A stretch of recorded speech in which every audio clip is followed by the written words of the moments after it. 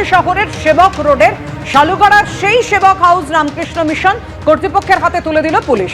গতকালই সিল খুলে বসানো হয় পুলিশ পিকেট। গত রবিবার ভোরে রামকৃষ্ণ মিশনের ওই সম্পত্তি দখলে হামলা চালায় জমি মাফিয়ারা। নিরাপত্তা রক্ষী এবং সেখানে বসবাসকারী আবাসিকদের খুনের হুমকি দিয়ে বাড়ি ছাড়া করা হয়। ঘটনার পর বাড়িটিকে সিল করে দিয়েছিল পুলিশ।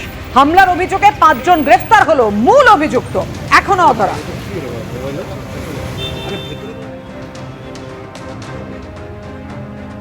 আমাদেরকে তো হ্যান্ডিং ওভার দিয়েছে ওরা, আমাদের কি জিনিস ছিল আর নেই একটু মিলিয়ে দেখিয়ে তারপর কথা বলুন। লিগালি যেরকম আমাদেরকে আমরা চেয়েছি আর আলটিমেটলি তো এরকমই তো আজকে আমাদেরকে হ্যান্ডিং ওভার করেছে। তো এখন আমাদের যে জিনিসপত্রগুলি ছিল আমরা মিলিয়ে দেখবো। স্যাটিসফ্যাকশন তো আজকে তো শেষ নেই। হ্যাঁ, ওরা যে করছে ওরা আমরা वेट করব, डेफिनेटली এটা आउटकम আসবে। এরকম एक्टिविटी ছিল আমাদের তো रेस्टोर করব। जो एक्टिविटी हम लोग का पहला चल के आ रहा था, हम लोग का तो बहुत सारा एक्टिविटी था, स्पिरिचुअल एक्टिविटी, सर्विस एक्टिविटी, सब कुछ हम लोग अगर सेम कब से करने के बारे में सोच रहे हैं? देखिए आज के तो हम लोग हैंडओवर किया है, हैंडओवर किया, मैं तो डेफिनेटली रेस्टोर करना पड़ेगा ना इसको।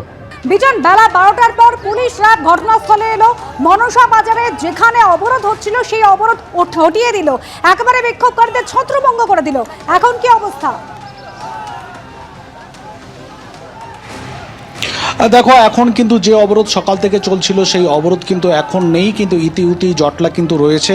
একটু আগে যেরকমভাবে জানাচ্ছিলাম যে আইজি পশ্চিমাঞ্চল পূর্ব মেদিনীপুর জেলার পুলিশ সুপার সহ একাধিক পুলিশ কর্তারা তারা কিন্তু গ্রামের মধ্যে এসেছেন। এই মুহূর্তে আমরা রয়েছি এই সাউথখালি গ্রামে।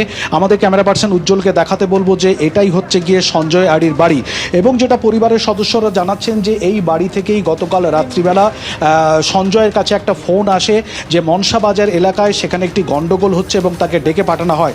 সেই খবর পেয়েই কিন্তু তিনি সেখানে যান, এবং সেই খবর পাওয়ার পর তিনি যখন সেখানে যান এবং বেশ কিছুক্ষণ তিনি যখন বাড়িতে ফেরেননি, তখন সঞ্জয়ের মা মনসা বাজারের এলাকাতে যায়।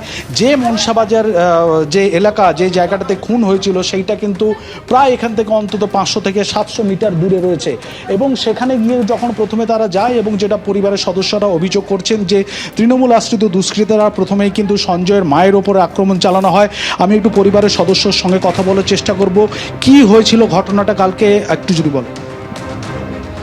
কাল রাতে ঘুমিয়েছিল, ফোন করে ডেকে এরকমই মারধর করেছে। আমার শাশুড়ি একবারে মারা গেছে, আমার মানে ভাসুর এখন কলকাতায় পিজিতে ভর্তি আছে। সে বাঁচবে কি বাঁচবে না সে কথাও বলতে পারবো না।